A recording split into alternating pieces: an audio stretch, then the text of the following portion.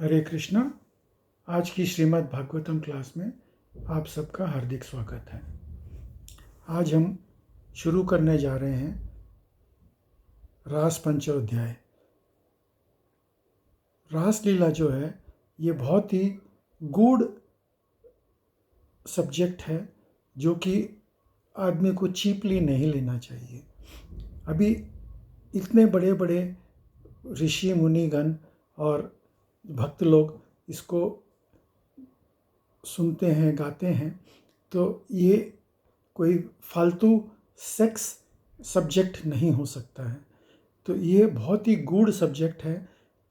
अब आप ये चीज़ समझने की कोशिश करिए कि जो परमात्मा हर शरीर के अंदर, आत्मा के साथ में शरीर के अंदर विराजमान कर रहा है, अगर वही परमात्मा अगर उस आदमी के साथ में डांस कर रहा है या उस औरत के साथ में डांस कर रहा है, तो उसमें क्या बड़ी बात हो गई। वो तो उसके शरीर के अंदर है, जो अंदर है वही बाहर है। तो इसमें कोई फ़र्क नहीं होना चाहिए। हमको इसको बिल्कुल भी चीपली नहीं समझना चाहिए। ये भगवान की सबसे उच्चतम लीला है। अभी चैतन्य महाप्रभु जो नगर संकीर्तन करते हैं, तो हम लोग उनके साथ में नगर संकीर्तन पे जाते हैं, डांस करते हुए, भगवान का नाम का कीर्तन करते हुए उनके साथ जाते हैं। तो ये जो उनके साथ जो जाते हैं, जो हम सड़कों पे नाचते हुए भगवान का नाम का कीर्तन करते हैं, ये चैतन्य महाप्रभु की रासलीला है।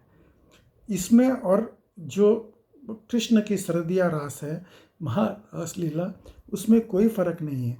जब आप चैतन्य महाप्रभु के साथ में उनकी जो नगर संकीर्तन की जो रास, आप साधना भक्ति करेंगे, आप नगर संकीर्तन करेंगे, तो एक दिन आप पाएंगे कि आप अपने आप को भगवान की रासलीला के अंदर पाएंगे, which is the highest goal of life. आज ये हम लोग जो भी हैं, हम लोग चाहे पुरुष के शरीर में हों चाहे स्त्री के शरीर में हों, हम लोग हैं एक्चुअली में प्रकृति, और पुरुष सिर्फ एक ही है इस संसार में, और वो पुरुष हैं भगवान कृष्ण। तो कृष्ण के साथ में संबंध, यही हमारा मेन गोल ऑफ लाइफ है।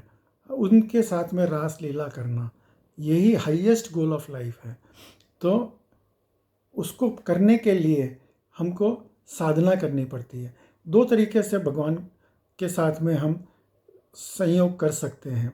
एक तो जो नित्य सिद्ध गोपियां हैं, जो गोलोक वृंदावन में भगवान के साथ में रहती हैं, उनके साथ में नित्य रास करती हैं। और दूसरा जो साधना सिद्ध गोपियां होती हैं। साधना सिद्ध गोपियां कौन है?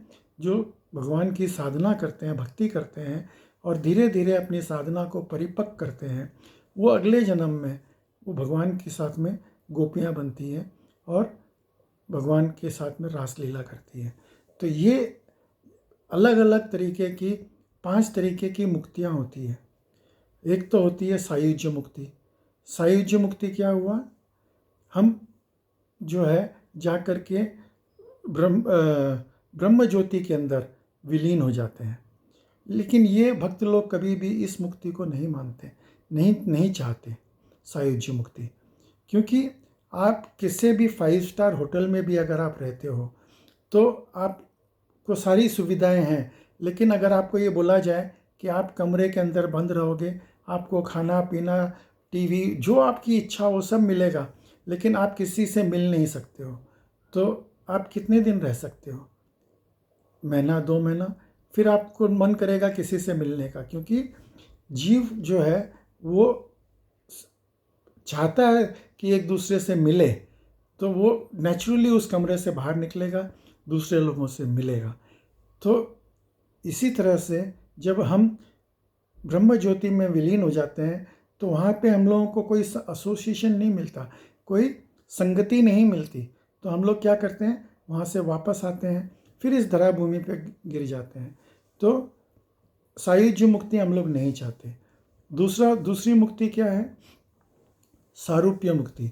भगवान जैसा स्वरूप मिलेगा, जैसे जय विजय, ये लोग, इनका स्वरूप चतुर्भुज रूप भगवान जैसा ही स्वरूप था।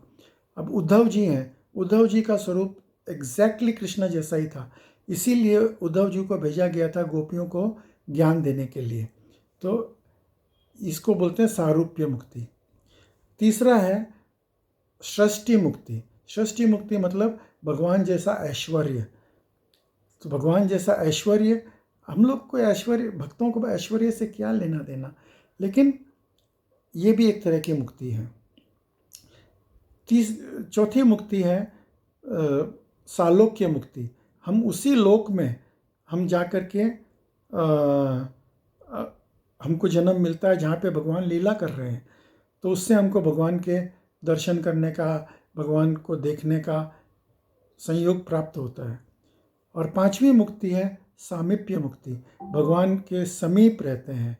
तो ये जो गोपियां हैं ये भगवान के समीप उनके साथ में डांस करती हैं।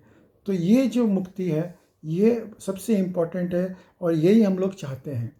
तो ये रास लीला में जो ये साधना सिद्ध गोपियां हैं वो लोग सामीप्य मुक्ति, भगवान के पास में, भगवान के साथ में डांस करने में, रास लीला करने में उनको वो मुक्ति मिली है, उनको वो वरदान मिला हुआ है। उन्होंने साधना करके ये चीज़ सिद्ध किया है। अब जो है रास लीला के अंदर का हम अंदर प्रवेश करते हैं। तो कार्तिक महीने के अंदर गोवर्धन लीला के 1 साल बाद जब भगवान 8 वर्ष के थे, उस समय भगवान ने अपना बांसुरी बजा करके और सब गोपियों का आह्वान किया।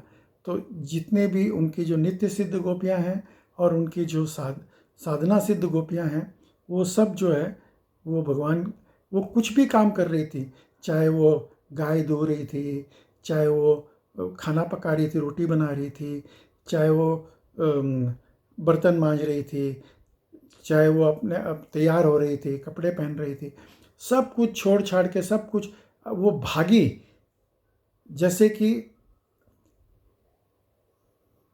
उनको और कोई काम ही नहीं है। वो भगवान के बुलावे पे सब कुछ छोड़ छाड़ करके, अभी रोटी जल रही है तो उसको जलता हुआ छोड़ करके, चूल्हे पे छोड़ करके भागी। तो इस दूध उफन रहा है तो दूध को उफनता हुआ छोड़ करके चली गई। तो इस तरह से वो लोग भगवान के सब कुछ छोड़ करके, त्याग करके वो भगवान की तरफ में भागी।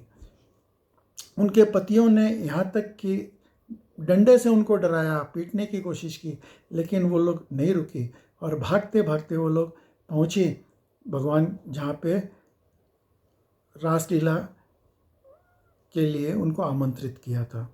तो वो लोग सब जो है बंसी वट पे वो लोग पहुँचे।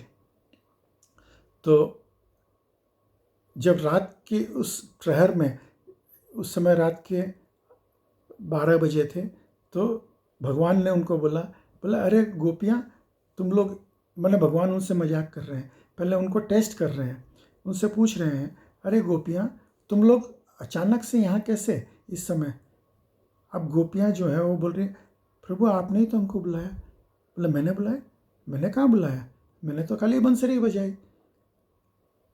तो वो लोग शर्मा रही हैं और अपने पाँव के नाखून से ज़मीन को कुरेद रही हैं कि प्रभु आपने बुला करके हमको, बोला हम तो आपकी दासियाँ हैं, आप हमसे क्यों मजाक कर रहे हो, आपने हमको बुला करके अब हमको क्यों ठुकरा रहे हो।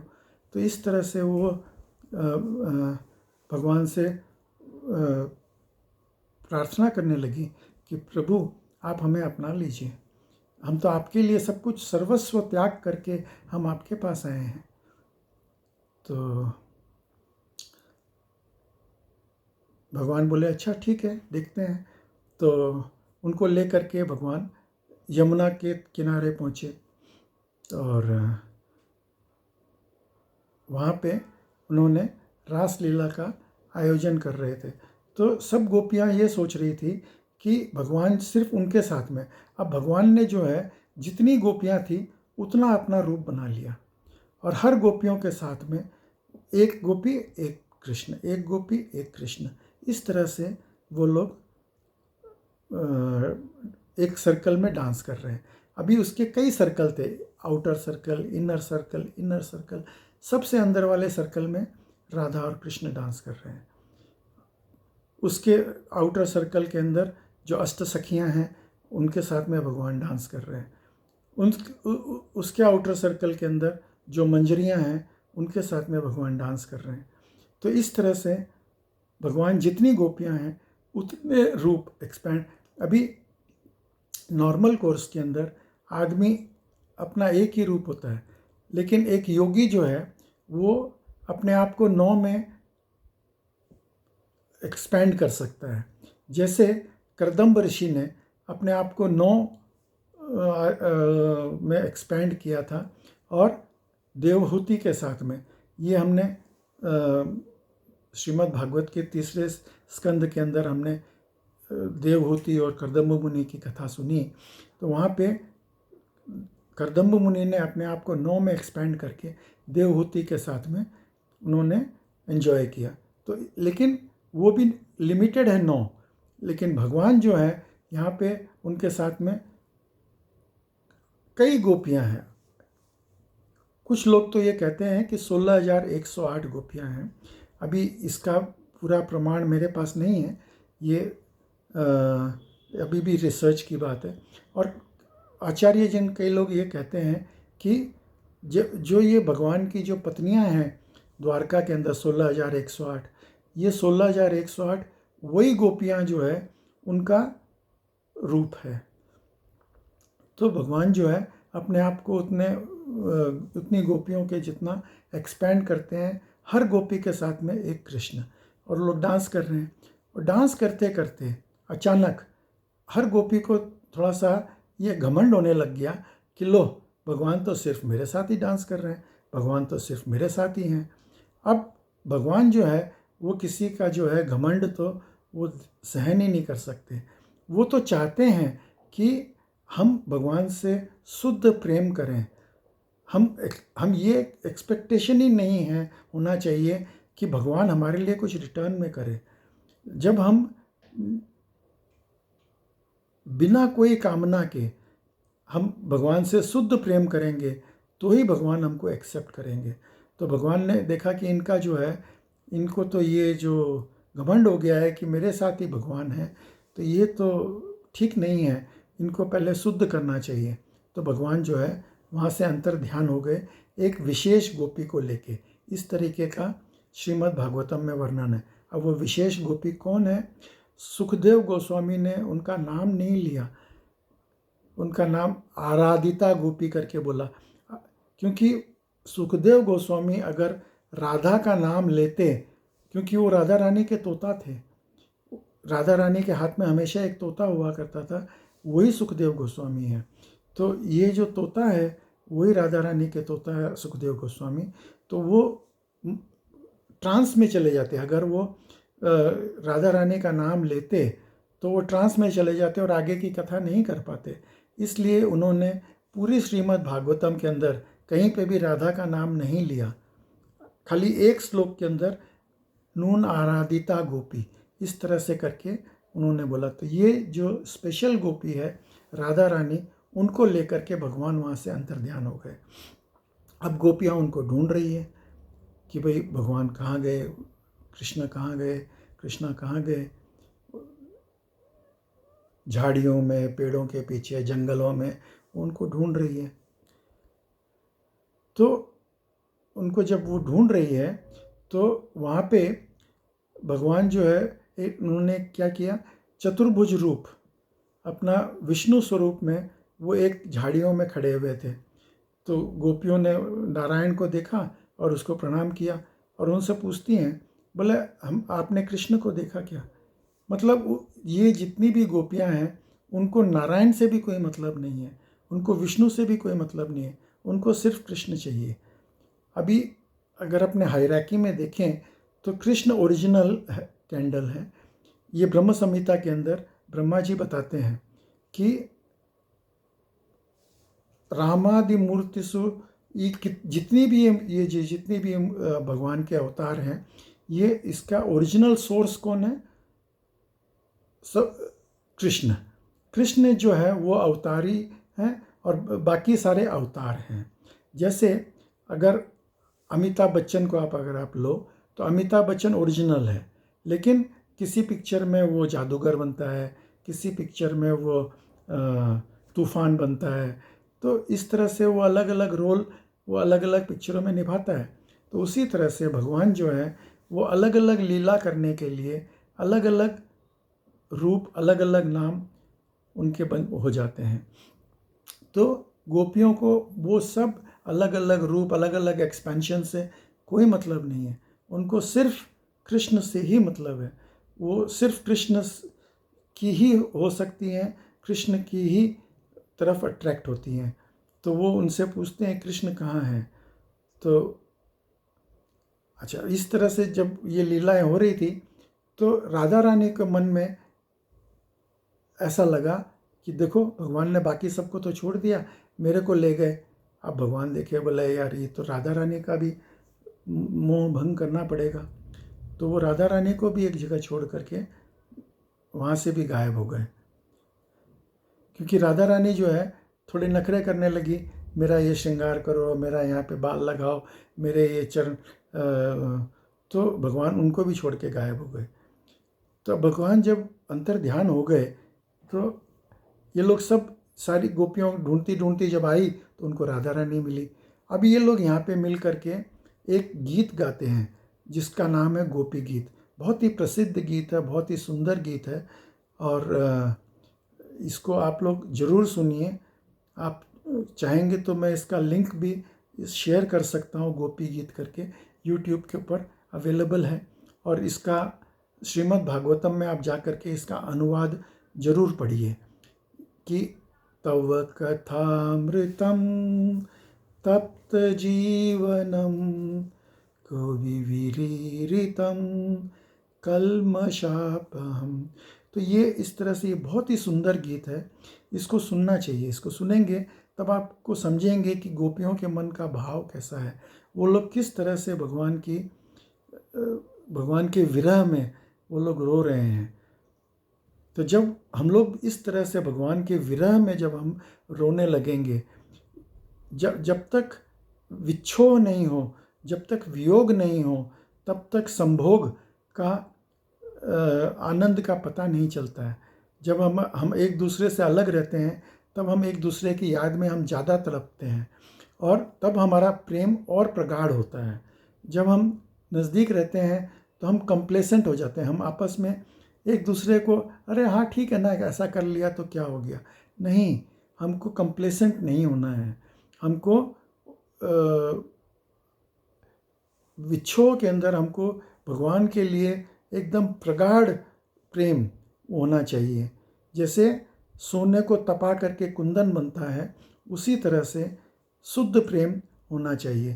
तो इस तरह से गोपी गीत के अंदर बहुत ही सुंदर उन्होंने भगवान की स्तुति की, और वो लोग आपस में भगवान की लीलाएं, भगवान जो जो लीला करते थे, माखन चोरी लीला, गौचारण लीला, ये लोग भगवान की लीलाओं का वो लोग रास लीला का वो लीलाएं करने लगे, सब गोपियां मिल करके। तो ये बहुत ही सुंदर वर्णन है श्रीमद् भागवतम के अंदर। मैं आप सबसे रिक्वेस्ट करूंगा कि आप लोग ज़रूर श्रील प्रभुपाद की भागवतम उठा करके आप पढ़ें। प्रभुपाद ने ये जो भागवतम है वो हमारे लिए लिखी है, ताकि हम लोग उसको ठीक से समझ करके पढ़ सकें। तो आज की श्रीमद् भागवत की कथा मैं यहीं पे विराम करता हूँ। इस रास लीला का अगला भाग कल सुनाऊंगा। तो आप लोग सब आज की क्लास में सम्मिलित हुए, उसके लिए बहुत बहुत धन्यवाद। हरे कृष्णा।